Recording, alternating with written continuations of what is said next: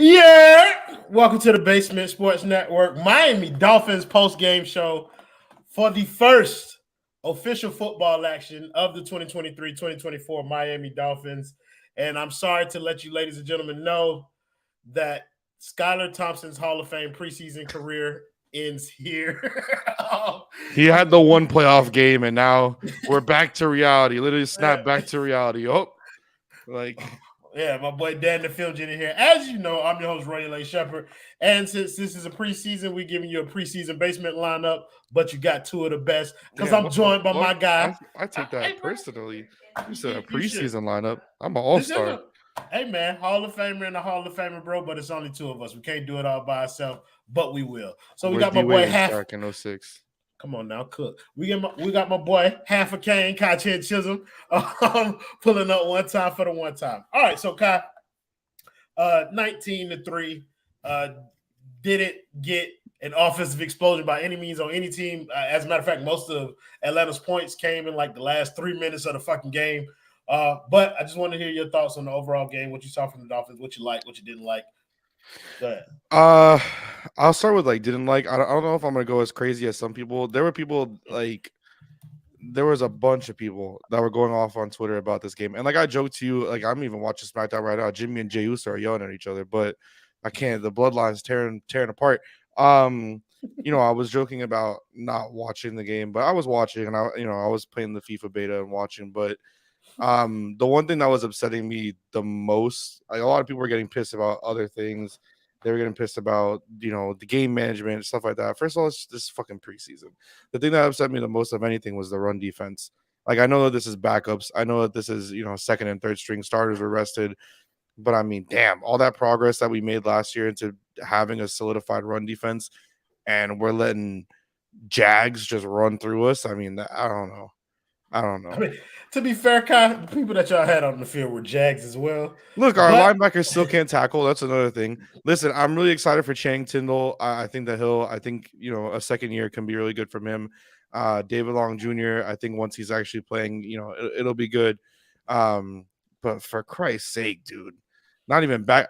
I know I got a 7-year-old kid at a camp that can fucking tackle better than that. That is just.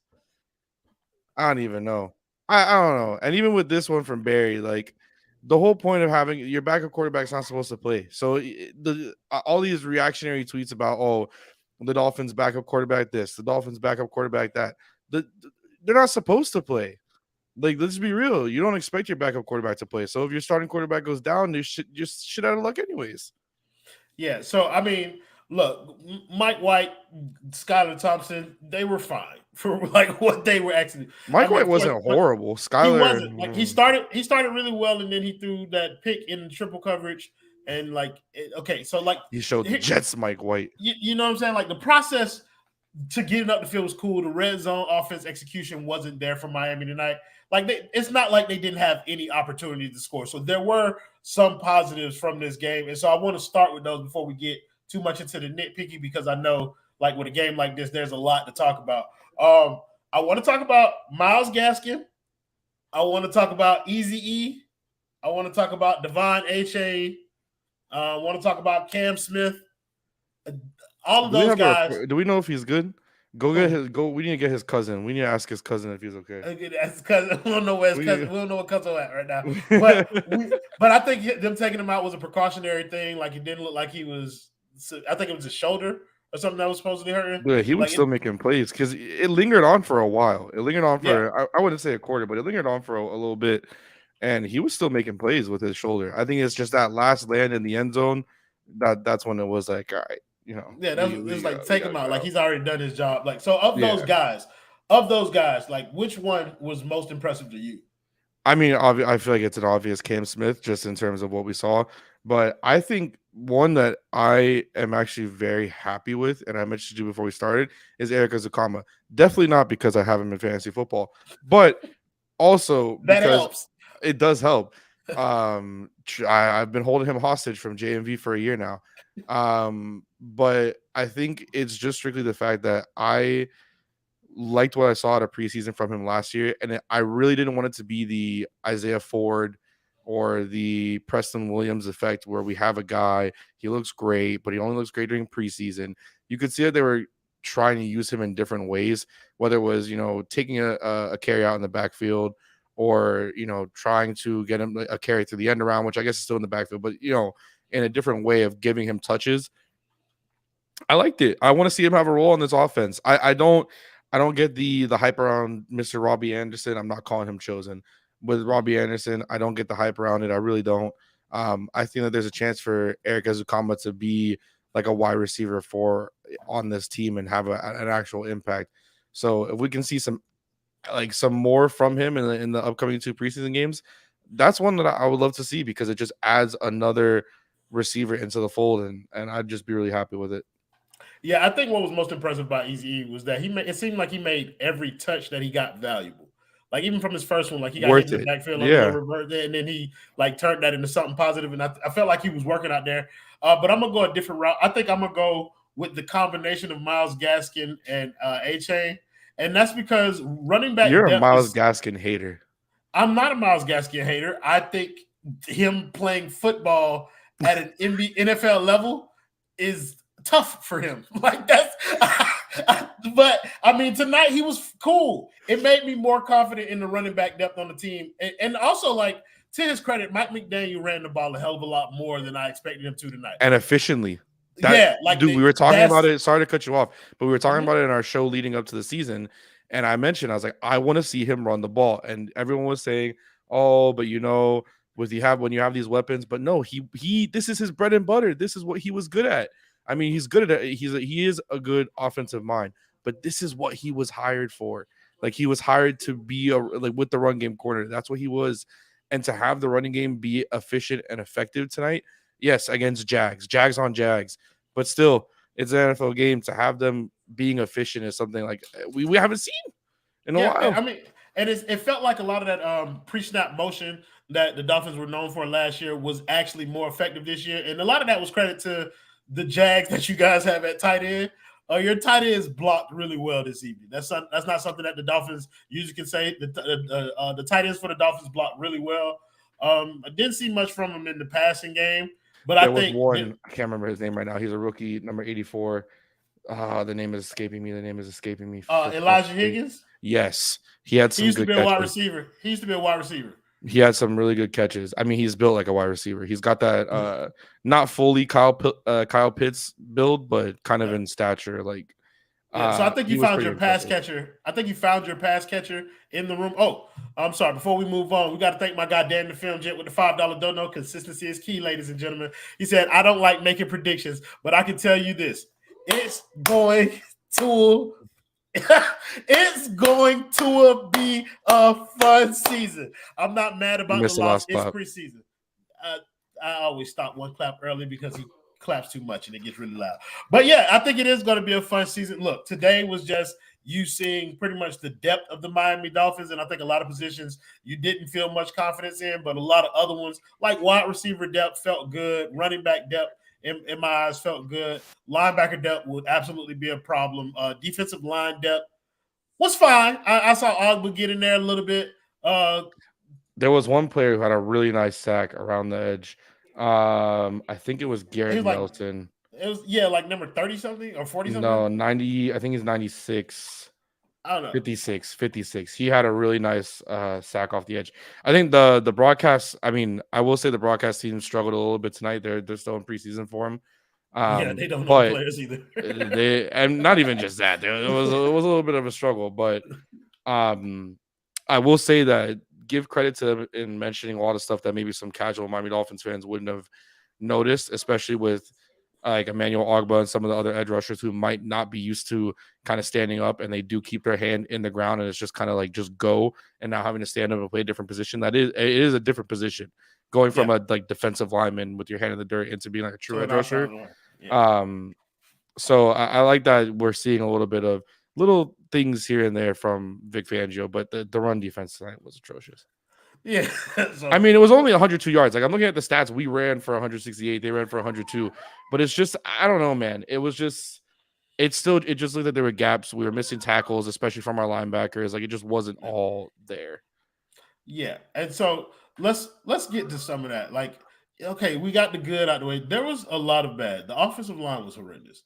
They got Skylar Thompson killed, and I mean, it was already a concern like coming into there, but it's like I don't have any like Liam Eichenberg wasn't a complete disaster.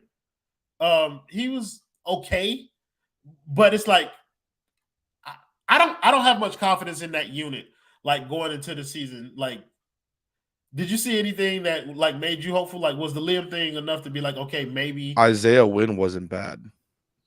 No, when he came in. I think he came in at left guard. He really wasn't bad. Austin Jackson wasn't horrible when he was in, which was shocking. I mean, again, it's Jags against Jags when the real kind of speed starts, but he wasn't really horrible. I mean, I think when it comes to offensive line, you're probably going to see some sort of combination of on the right side, Rob Hunt, he's holding that down. Yeah. You're most likely going to see Austin Jackson because they invested in him, and they. I mean, it's the same thing with Noah. Like although Noah is still extremely young, even 3 years into the league, you invested first round picks into them. You have to still try to get something out of them. But Austin Jackson, he wasn't bad, but you'll see him and Robert Hunt, and then Connor Williams. He's a mainstay. I think really the only like fighting spot is whether it's Liam or Isaiah Wynn at guard. Yeah. I think Isaiah Wynn is going to win that job. He should. He's better in theory. In theory, yeah. He said I disagree with Eichenberg. I feel like his job is on the line. Though, like it is. Like that's the only Notre Dame guard that can't block. It's. I mean, Quentin Nelson can't anymore either, bro. But he was. At one point, yeah, sure, he was fine. He was the greatest offensive lineman in the league. Like everyone was sitting there. No, for a few years, everyone was sitting there like, yeah, but it's over. Should he have been the number one pick? Like, it was just kind of like maybe, but it's over. It's over now. Like it's not the same. The Colts do suck. That is the truth. But yeah, I think particularly the offensive line was bad. Defensive backs weren't bad. I don't know if they were bad or good. Eli was bad. If Cam's like, I think if Cam was just like he stuck out so much that it made it feel like the defensive unit, the defensive backs were playing well. I don't know. Am I tripping? Like, were people playing good? I mean, like, I feel like I might be a bit of an ass saying that Eli was bad because he wasn't horrible. Like, he definitely was a step. Yeah, he definitely was a step. That's the same thing I said about Cam. Like, he's a step late. Like or Noah, not Cam. Sorry, Noah. Like a step late, but at the same time, everyone's getting back into the groove and everyone's getting back into it.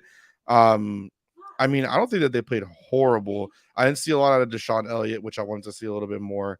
And Elijah Campbell whiffed a few times on some tackles that, like, it just, he's meant to be a special teams guy. That's why they have them. I don't know. It's hard to be super crucial in a fucking preseason game, but at the same time, like when you see certain things that you're like, come on, this shouldn't be happening. Like even in preseason. I think it's really hard to do it in the first preseason game. Like I think that's what it is. The caution to the win type attitude.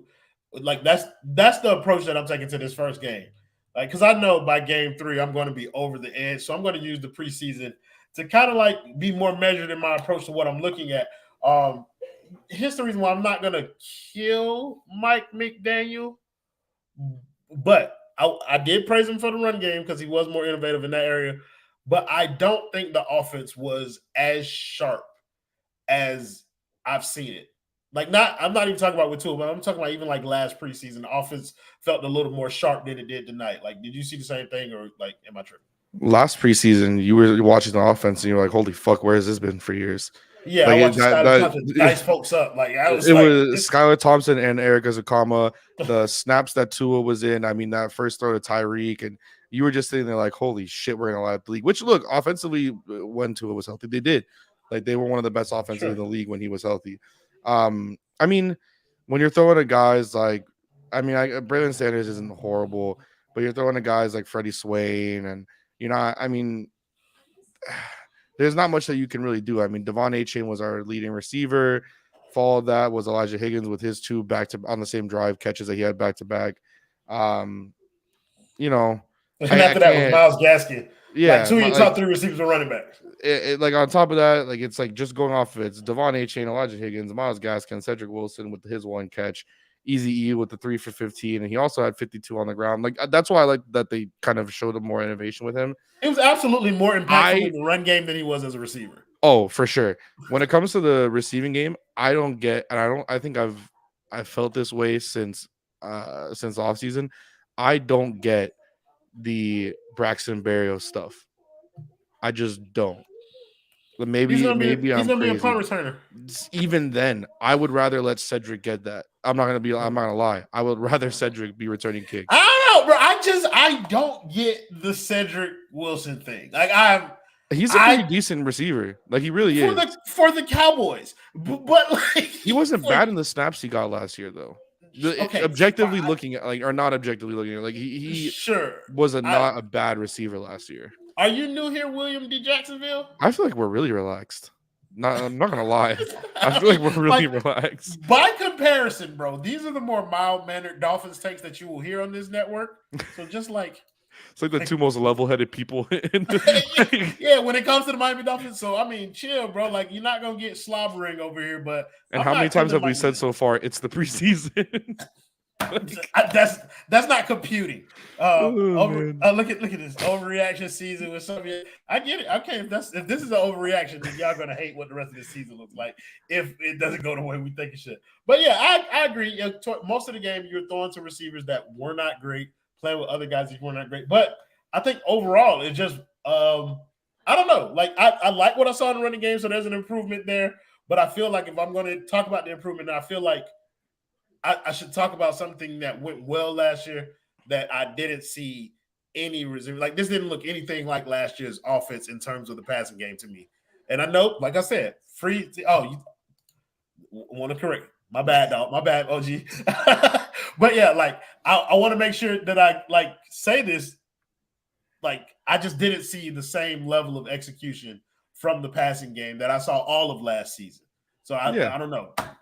And I don't hold nothing out. Go ahead. I think it was an ugly game. Like it was just an ugly. It wasn't what you usually see in the preseason. Like this was one of those week 6. It's a week after a tropical storm in Miami. It's still pouring rain, ball on the ground. Like this was an ugly game. Like this was last year's last game against the Jets. This is how it was. Yeah, squeaking into the playoffs. This was just from both teams. Like Falcons fans I hope that they're not walking away looking at, oh man, we won 19-3. They should not. This was from both teams, both offenses, both defenses, besides the run game. In the fourth quarter, you got a punt return, a pick 6, and then you got a fumble on the sack. That made the brand look bad. Motherfucker, bro. Yeah, bro. The punter, like he gave it all he had. They highlighted him like 3 different times trying to make that tackle, and I was like, "Can we move on?" Listen, bro. The agenda is the agenda, bro. Kickers are not athletes, bro. Except for Lionel Messi, who is a god. Except for Patrick McAfee. I mean, I know he's firing people at ESPN, but except for him, he was an athlete. Is he though, buddy? I mean, he wanted to punt, pass, and kick. That's what he did. No, I mean, just also the shit you see him do in the WWE. He has some boom on some chops. People. He got besides Polamalu, but Polamalu is how you say that. That's right. That's true. He got some chops as an athlete. I will say that, but not the Dolphins kicker. He did not on that kick punt return. But yeah, to the point, like Atlanta should not feel like they did anything by winning this game. Like I said, in the last couple of minutes of the fourth quarter, you got a punt return, a pick 6 on that very next possession, I think it was, and then you came back and got a fumble on a sack that put you in the red zone already. So, I mean, you got pretty easy points, but both teams got into the red zone, went for it on 4th down, didn't convert. So that's the type of game that you were looking at this whole time. That is another thing that I still don't like it, Kai. What? McDaniel's going for it on 4th down, bro. I don't like it, bro. Why does he keep doing it? I mean, it's the preseason. You go for it on 4th down in the preseason. He did it. He does it in the regular season, guys. No, I know. I mean, I think in certain situations he plays it really well, and I'm probably in the minority with that. Like, I think he's definitely not as bad as Staley, as Brandon Staley. No, he is. Yeah, he's not a head coach. No, he's not. He should not be in that position, bro. Yeah, bro. Like, Justin Herbert could be like the MVP of the league last year if it wasn't for Brandon Staley. But like I I'm not mad at it. I think last year he did pick his spots pretty well, to be honest. A lot better than, and I know this actually hurts to say, but a lot better than what we saw with B-Flow, where like B-Flow wouldn't pick his fourth downs right. Like he wouldn't go for it on that 4th and 1 at the opponent's 30-yard line when he's down 6 and he needs a score. But he would go for it on like 4th and 15 at the start of the 4th quarter inside his own 20, and he would sit there like, what the fuck?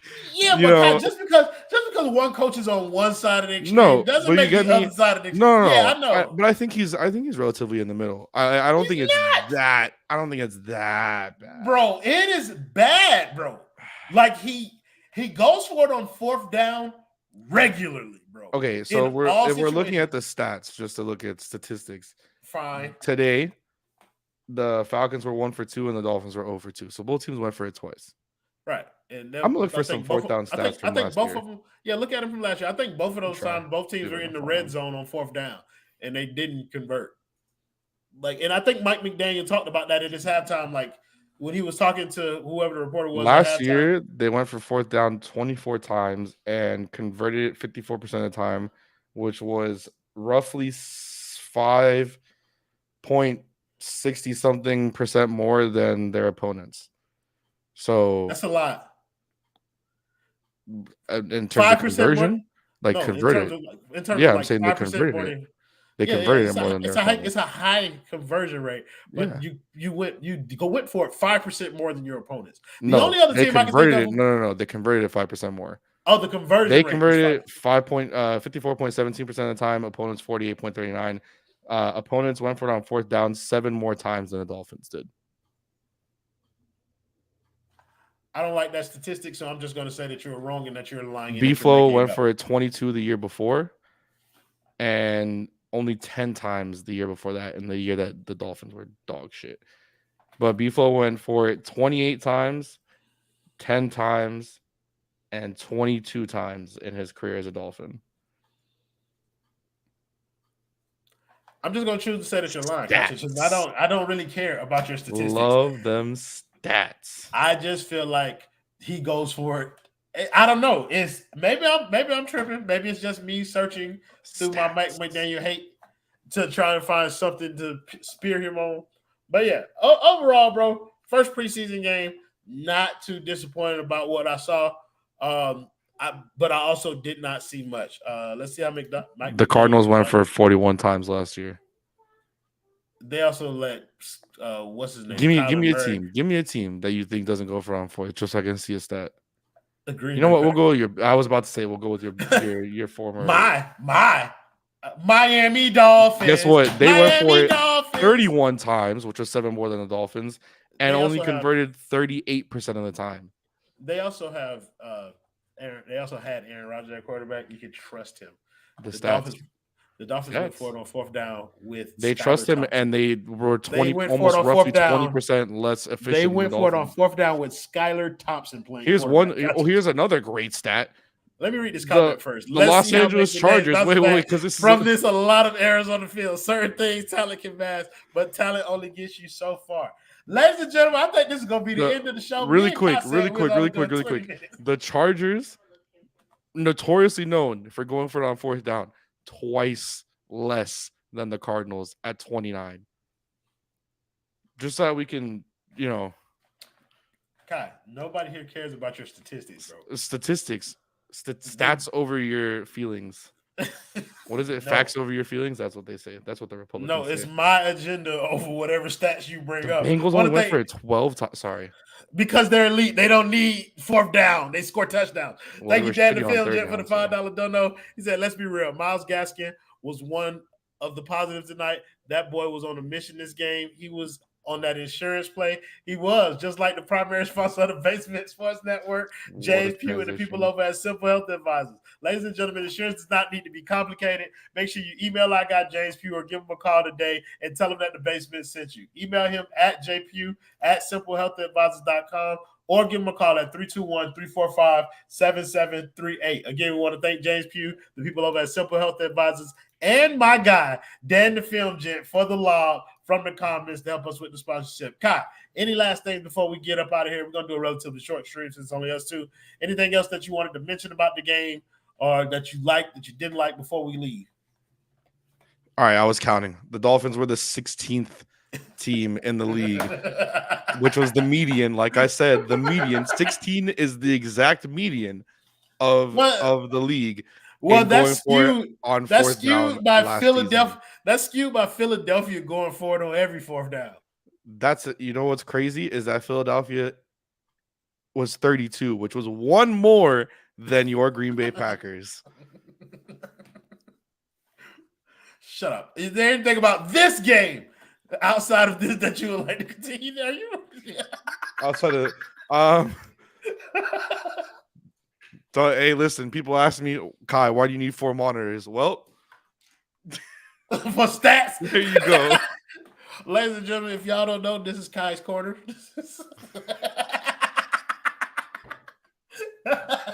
Royal Wednesdays, Royal Friday. Hey, Royal Fridays, baby. Yeah. I don't think we got nothing else to talk about from this game. Quick show. Appreciate y'all for joining us. So thank you guys in the comments as always for joining the show, making it much more fun than it would have been without you. Thank you to the only person who had the cojones to show up for work today, my main man, Kachin Chisholm. And Justin was here, but now he's not. So we'll see y'all. We'll see y'all when we see y'all. Play the video, me.